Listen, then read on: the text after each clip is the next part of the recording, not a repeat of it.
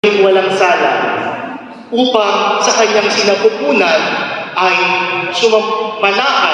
sumapit ang manunubos.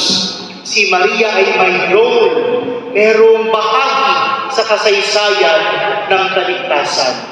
At paano siya nakibahagi? Una, siya ay nakipag-usap sa Diyos. Nakipag-usap siya sa anghel. Nagsalita ang anghel, sumagot siya. Saan natin ginagawa ang pakikipag-usap sa Diyos? Sa pananalangin. Hindi tayo pwedeng makibahagi sa plano ng Diyos kung hindi tayo mananalangin. At kapag sinabi kong nananalangin, ang ibig sabihin natin ay sasabihin natin sa Diyos ang lahat ng nasa kalooban natin. Pero makikinig din tayo sa katahimikan kung ano ang sasabihin ng Diyos sa atin.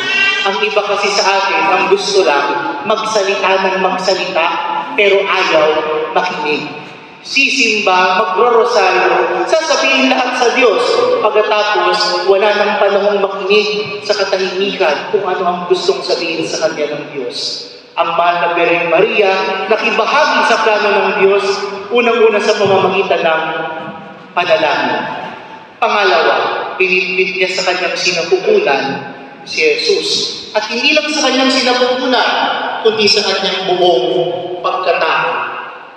Sa Kanyang pamumuhay ay nasa langit ang kabutihan ng Diyos. Ang tanong, sa inyo bang buhay nasasalamin ang kabutihan ng Diyos? Sa inyo bang buhay nakikita ng mga tao ang Diyos? Yung malayo pa lang kayo, nagdidingin na inyong kabutihan at nakikita na ng mga tao sa inyong Panginoon. Sana, oo. At pangatlong paraan ng pangibahagi ni Maria sa plano ng Diyos ay ang pagsunod. Obedience. Sinunod niya ang lahat ng gusto ng Diyos. Sinunod niya ang plano ng Diyos. Kaya siya ay nagkaroon ng magandang bahagi, nakibahagi sa plano ng Diyos. Mga kapatid, ano ba ang sinasabi sa atin ng ating selebrasyon ngayong una? Lahat tayo ay may purpose. Para sa lahat, may plano ang Diyos. You may not like wherever you are right now. You may not want wherever you are right now. But I am very sure that God has a very good plan for you. Nariyan ka sa sitwasyon na yan dahil may plano ang Diyos. Amen? Parang tahimik kayo. Parang hindi na kayo umimiti. Time out na po ba? Konti na lang, matatapos na. Konti na lang, matatapos na. Ano ba pong sinasabi sa atin ng pagdiriwang? Kapag nagkamali, pwede palang magsimula. Hindi pala ang kasalanan, hindi pala ang maling choice sa buhay ang katapusan ng lahat. Pwede palang magsimula ulit. Bagong simula. At huli-huli ang sinasabi sa atin ng mga pagbasa ng celebration ngayon, matutong sumunod sa Diyos. Hindi yung mali na ipipilit mo pa. Sasabihin mo pa, tama ako, ayokong makinig sa sinasabi ng simbahan. Tama ako, ayokong makinig sa sinasabi ni Father. Ako ang tama. Pag lagi ang iniisip natin, ako ang tama, malamang-lamang, ay tama ka. Kaya huwag yung iisipin na lagi kayo ang tama. Mga kapatid, makibahagi tayo sa plano ng Diyos sa pamamagitan ng pananalangin, ng ating pagsunod sa Diyos, ng ating pamumuhay ayon sa turo ni Kristo. May ikaapat na panimula na ating pinagdiriwang sa araw na ito. At ano yung ikaapat na yun na panimula?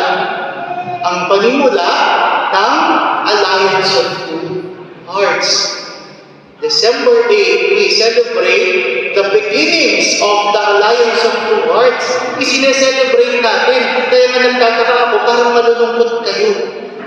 Akala ko nagse-celebrate tayo dito, parang hindi kayo nagse-celebrate. Sana mukhang masaya tayo sa ating celebration, ano? Wala akong makikipagitihan. Nakita ko nagliwanag na. Bakit? Nakakita na ako ng mga puti. Kasi kanina puro pula, nakagaling pa. Diba? Nagse-celebrate tayo because of your beginning as a religious organization.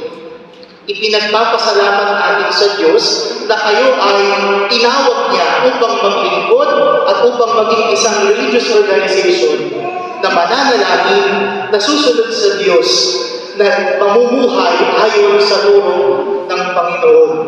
Mga kapatid, ngayong Immaculate Conception, Festa ng Immaculate Conception, hilingin natin sa mahal na Birheng Maria na ma-appreciate din natin ang ating mga pinagmulan, ang ating mga magulang, ang ating mga ninuno.